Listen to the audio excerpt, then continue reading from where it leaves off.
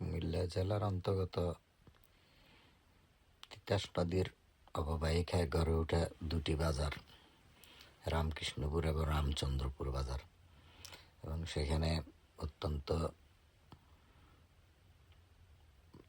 প্রসিদ্ধ অনেক কিছুই আপনারা খুঁজে পাবেন।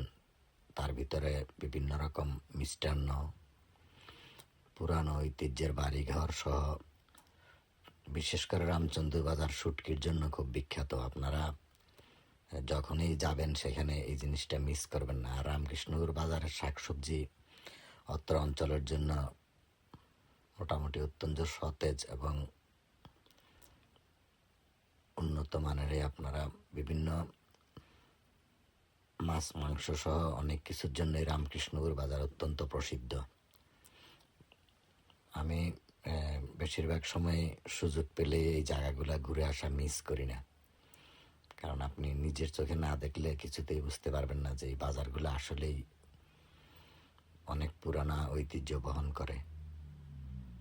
আশা করি আপনারা সময় সুযোগ পেলে সেই বাঞ্ছারামপুরের ওয়াই ব্রিজ হয়ে, তারপরে রামকৃষ্ণপুর বাজার হয়ে, তারপরে আপনারা রিক্সা যোগে অথবা নদী পথে, পানিপথে আপনারা সেই রামকৃষ্ণপুর রামচন্দ্রপুর আসা যাওয়া করতে পারবেন। অত্যন্ত লোভনীয় এবং দেখার মতো জায়গা।